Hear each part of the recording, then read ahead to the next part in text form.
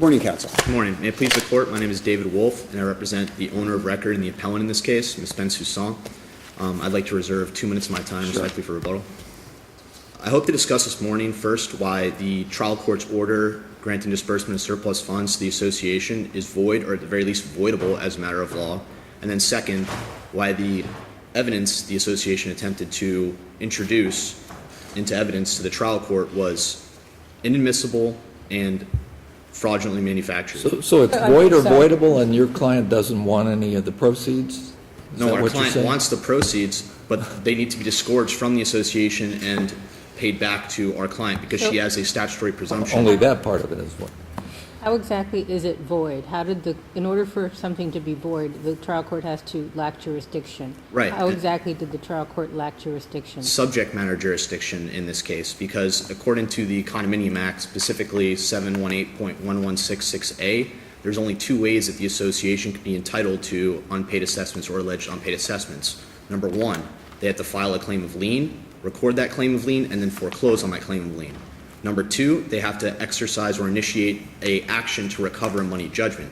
In this case, the association filed no pleading, didn't initiate any action, filed no pleading considering their claim of lien, and according to the Garcia precedent, which I cited in my brief, which is out of the 4th District Court of Appeal, in the absence of a pleading concerning a claim of lien or pleading that complies with the specific provision that I cited of the Condominium Act, the association cannot be entitled to surplus funds. And that was, again, a subject matter jurisdiction issue that Judge Gross specifically wrote in that opinion. And if you actually take a look at the Kipps Colony case that I cited in my notice of supplemental authority, specifically footnote 5 of that, the second DCA interpreted that exact same provision of the Condominium Act to mean that in this case, where the association was a named party in the foreclosure of another party's lien. Well, let's assume that we agree with you and there was no jurisdiction. Why would we not just send it back and have the trial court hold it in escrow until the parties could sort it out and the appropriate lawsuit could be filed? Because by the in association? Because in that case, the association basically had its chance here. They, instead of pursuing... Are you suggesting that their statute of limitations has expired? No, I'm not suggesting that. That would be the only way that they wouldn't have an avenue to pursue, correct? I'm not saying they don't have an avenue to pursue them. I'm saying that the way that they tried to pursue them in this particular action was Well, they can file a improper. lawsuit still, can they not? Yes, correct, Your Honor. Right, so But- then why can't we send it back and they'll be held in escrow by the trial court, in the court registry? We'd be more than happy to do that if that's what your client wants. No, that's not necessarily what my what my position is or what my client wants. But Right now, she's sitting on waiting for a disbursement of $250,000, correct? correct. But in this particular scenario, because of the conduct of the association, they shouldn't be entitled to have that money being held in escrow. And as I understand it, that money has actually already been dispersed to the association, so they would have to be disgorged of it if that was the route that the court decided to take. But aside from the Did your client receive the $250,000? yes, Okay, so she would have to disgorge it as well. correct. Okay. But aside We're more from than happy to fashion this remedy for you. that is not the remedy that I am seeking. It sounds like the remedy you're going to get, if that's what you're asking us, if there's no jurisdiction. But according to this, if you look at the actual statute regarding surplus, there's a presumption in favor of the owner record that she's entitled to those surplus funds. So in the absence of basically, if I accept your position, then you're... I don't take a position. You're the one taking the position. Your position is your client has $250,000. You're saying they're not entitled to the money. Obviously, your client would not be entitled to the money either because it shouldn't have been dispersed. So then it can go back to the court registry. They can file a lawsuit. They can continue to incur interest costs. And then I guess you can litigate it. We already did litigate it. That's the point. They attempted to present evidence. They had an hour-and-a-half-long evidentiary hearing to present their evidence. And You just told me that there was no jurisdictional basis for the trial court. I made that argument at the trial court, but the trial court instead chose to write a 7-page order going through all of the evidence in by line item, basically, and picking out what she thought was admissible and what wasn't admissible over hearsay objections. If you actually look at the transcript, the one document that the trial court relied on in dispersing the surplus proceeds was a resident transaction report, which was never admitted into evidence and was objected to strenuously at that evidentiary hearing because the association didn't provide any basis to admit that or any foundation whatsoever. In actuality, they stated to the trial court judge that we just rely on the affidavits and to disperse these, to go back and send this back and put the money back in the court registry and then give the association a second chance to again present its evidence when it's abundantly clear from the record that they actually cannot provide a reliable or admissible accounting of how they even came to these numbers. If you look at the SAR... I have a simpler set of questions for you, not about jurisdiction. Your client didn't pay the condominium assessments for several years, right? Dependency Allegedly. Allegedly? Allegedly. Is there a dispute that your client actually paid all the assessments during that period of yes, the foreclosure? Absolutely, Your Honor. And the burden is actually on the association to prove otherwise. There's a presumption in favor of our client that, as the owner of record, she's entitled to the surplus. So you're standing here as an officer of the court, and you're telling me that there's no dispute that your client may have made all the payments. I'm sorry, can you Are you telling me that your client made all the payments during this 4-year period? I'm not telling you that she made all of the payments. I'm saying that's a disputed issue of material fact, and they have the burden of proving that fact through admission of their evidence and through having an officer of their corporation admit their evidence and accounting methods before in an evidentiary hearing. Counsel, are you saying that it's an issue of material fact? If it's an issue of material fact, aren't you stating that your client did in fact pay it, and it's up to them to prove that she didn't? Not a material fact, but it is a factual question. I'm sorry if I misspoke. I didn't mean material fact. I mean, it's a factual question that the burden is on. So you're saying your client did pay it. It's a factual question. Your client's saying I paid it. The associate's saying you didn't pay it. I'm not saying that my client paid it or not paid it. I'm just saying that she should have given the opportunity to present defenses why she did or did not pay them.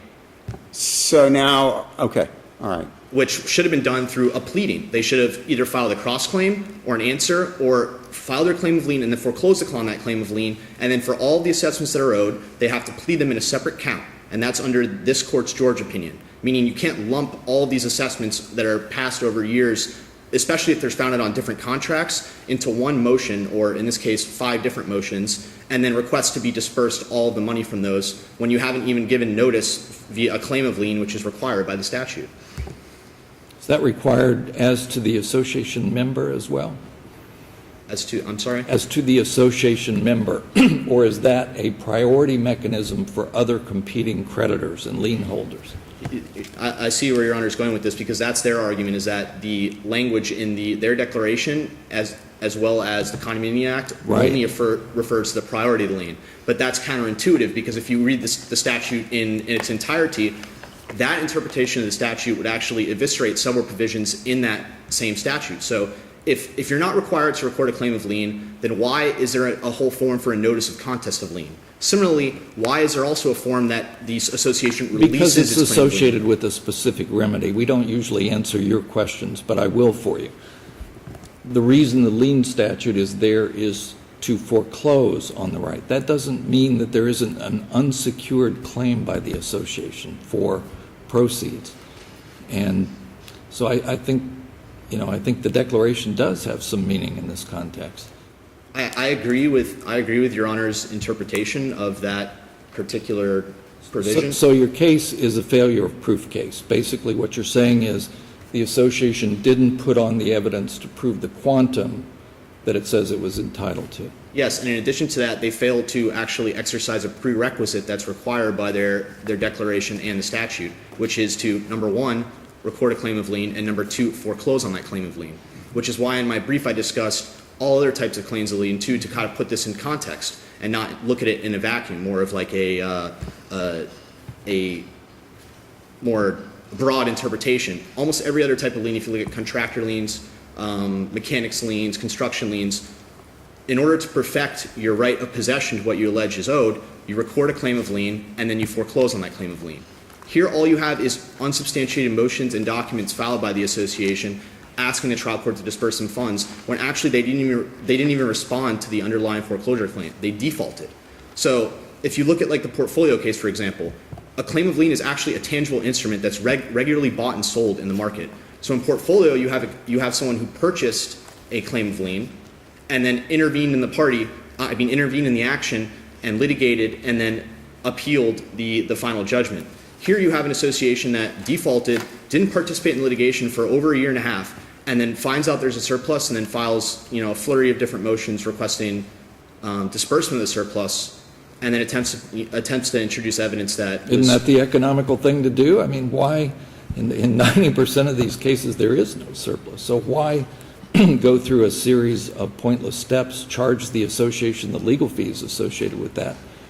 And if there's not going to be a surplus, why not wait until there's a surplus and then exercise the statutory remedy of making a claim on the proceeds? If they wish to do that, they could have followed the statutory remedy of initiating an action to pursue a money judgment, which means they should have recorded their claim of lien as reference to each assessments they were owed. And there's a whole provision in the statute that states what makes a valid claim of lien. But do you agree, though, that statutorily, under Section 718, they have a statutory lien that they're not required to file in the public record? I'm sorry, they're not required to file the actual claim of lien in public record? Is that Pursuant to Section 718.1165A, a Florida condominium association is given a statutory lien on each condominium unit over which it has jurisdiction to secure the payment of assessments without the necessity of filing a claim of lien in the public record. Is that correct or not? I don't agree with that interpretation of the statute, and that interpretation of the statute cuts against the George opinion from this court as well. Because if you take that interpretation of the statute, then you can do what you did here, which is basically lump all of the assessments that were passed for different contracts over different periods of time into one single motion and then a request surplus. What they should have done is file the cross-claim. They record their claims of lien to the assessments that are owed and then file the cross-claim, and then have an evidentiary hearing to adjudicate their right to surplus based upon what they gave notice of in their cross-claim. Here there was no notice given. It was just, I'm going to file a flurry of motions that all have conflicting amounts and that we're all sworn to, by the way. And the trial court should not have dispersed based upon the evidentiary objections that were made, and also because in our interpretation of the statute, they should have at a minimum filed a cross-claim or initiated a foreclosure claim. Thank you. Counsel, we've taken you way over, but unless you have a couple of minutes for rebuttal. Thank you.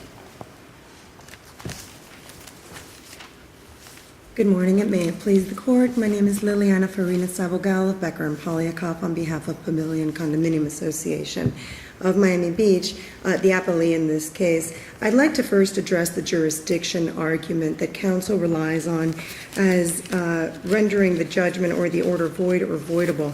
First, he relies on Garcia versus Stewart, which is a 2005 case from the 4th District where Garcia, the homeowner, at the time himself defaulted before proceeding to make a claim on the surplus proceeds. Also, this case was superseded, if not clarified, because it didn't require superseding, by the J.P. Morgan Chase Bank, which is in our brief as well, which is a 2006 4th DCA case, where the 4th District comes out and specifically says the lien holder does not waive any right to surplus money because it allowed a default to be entered against it. I think we can we can move past the jurisdiction argument because I don't think that that's an issue here. Clearly, the association was a defendant in this action. The court exercised its jurisdiction in the mortgage foreclosure action. When the association defaulted, the association received a judgment rendering it a subordinate lien holder. Once a subordinate lien holder makes a claim against surplus proceeds in a timely manner under 032. At that point, all the association has to do is prove that it has its lien. It needs to timely make the claim, and then the court has the time to have an evidentiary hearing, which it did have here, to determine the entitlement and the priorities of the lien. That's all. As Judge Salter noted, this is the economical thing to do because to require the association to begin anew, filing a claim of lien makes no sense. What about the evidentiary issue? The trial judge is noticing that there was no sworn testimony to admit the statement of account. No, I would actually disagree with that. There were 4 affidavits that were filed. The problems with the affidavits were the differing amounts in the total, but they were not different in terms of the breakdown of assessments, which the trial court astutely noted and applied basic mathematics to figure out what the assessments due were. So if you look at the affidavits, all of them, and I'd like to just for the record note, counsel in his brief states that these were done without personal knowledge, but in fact in the jurat, before each affiant signs, it states that he swears that he has personal knowledge of what's being attached and the contents of the Is an affidavit. affidavit competent, substantial evidence in a hearing? Absolutely, absolutely. And in fact, once you look at the 45.032 disbursement statute, you'll notice that the trial court has the right to enter summary judgment prior to or at the evidentiary hearing to determine the entitlement and disbursement of surplus proceeds. The only way that the trial court would be able to disperse prior to the evidentiary hearing is if affidavits were normally and typically accepted.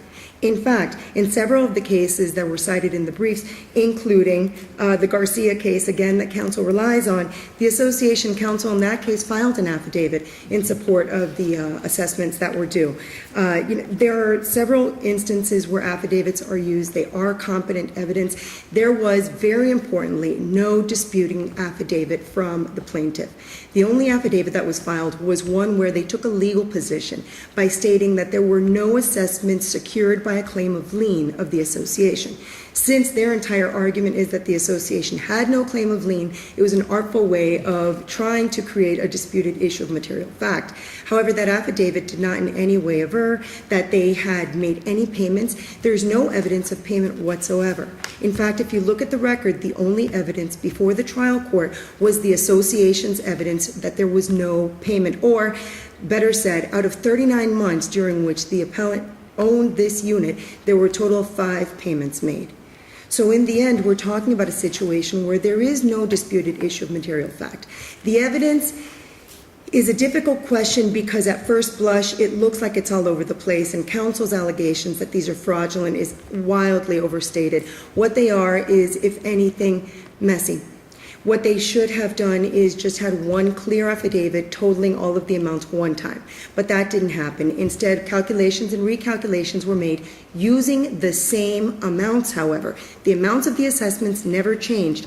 All of the assessments have the same regular assessment amount. They have the same several special assessment amounts. All of these assessments were the same. So there really is no question as to what was due here. It was just a matter of how far back or how far forward the association could claim. So in certain instances, they accelerated the special assessments. The trial court found that they were not entitled. In the affidavits, there was evidence that she had not made payments, correct? Absolutely. Was that rebutted? That was unrebutted. There is no affidavit stating that she made any payments. There is no affidavit challenging the amount. There is no affidavit claiming that she received no notice. One of the issues that they raised in the brief was that the association didn't prove that it had sent notice. In fact, it did file affidavits, filing copies of the notices that were sent, and importantly, no affidavits and no evidence was submitted by the appellant stating that she never received these notices, a fact which is in each of the cases that they cite. There is always a dispute as to the issue in the cases that the appellant cites. Here there is no dispute. There's just a bold-faced assertion that due to what they claim to be a technicality of the rules, the association has no right. And I want to make this clear, and I know that I'm pushing time, but it is very important. We're talking apples and oranges here. The appellant is harping on 718 as the association's exclusive right. Yes, 718.116 gives the association a statutory claim of lien. The quote that Judge Lagoa made is actually from the Aventura case this court decided a couple of years ago, where Judge Shepard recognized that the association has a statutory claim of lien without the need for a claim of lien being recorded. That claim of lien exists whether or not there's a claim of lien recorded in the public records. It arises out of the declaration. To foreclose that claim of lien and to take the owner's property away from it, initially, the association would have to go through all of the steps of 116. But that's not what happened here. Here, the owner's rights were already foreclosed by the first mortgage holder. This is very important. Once there's this huge surplus, at that point, the association stands within its right as a subordinate lien holder to make a claim the same way that every subordinate lien holder could have done. And their presumption to obtain the remainder of the surplus proceeds is only activated after all of the subordinate lien holders have been paid. Here, the association stands as a subordinate lien holder. There's no question the lien exists. It's statutory. It's been that way, affirmed in Bessemer almost 40 year ago by this state Supreme Court. The creation of the lien is unquestioned. The timeliness of the claim for disbursement is unquestioned. The fact that they did not pay in over 3 years is unquestioned. The only issue here is one of resistance for just refusal to pay what they're supposed to pay, and the equities just don't lie in their favor. Respectfully, we request that the trial court's order be affirmed in all respects. Thank you for your time. Thank you. If I could just briefly clarify two issues regarding the evidence. What was included in some of the affidavits and some of the evidence that was presented were assessments and maintenance due for times that the owner wasn't even an owner of record, so beyond what she was responsible for. Late fees that were beyond what the statute allows for, and interest what was beyond what the statute allowed for. And also, in reference to the claim of lien issue, the only way, also acceleration of the due dates of the special assessments. And if you look at 21.04 of the association's declaration, it states that they are required to file a notice of claim of lien if they wish to accelerate a quarterly installment. So the only way that they can accelerate their quarterly installments for assessments that are allegedly due is by filing a claim of lien. That's directly from their declaration. So this position that the statutory lien doesn't require a filing of a claim of lien, and assessments due over a period of time don't require separate claims of lien to be filed is contrary to the provisions of their declaration. Thank you. Thank you very much. Thank you both.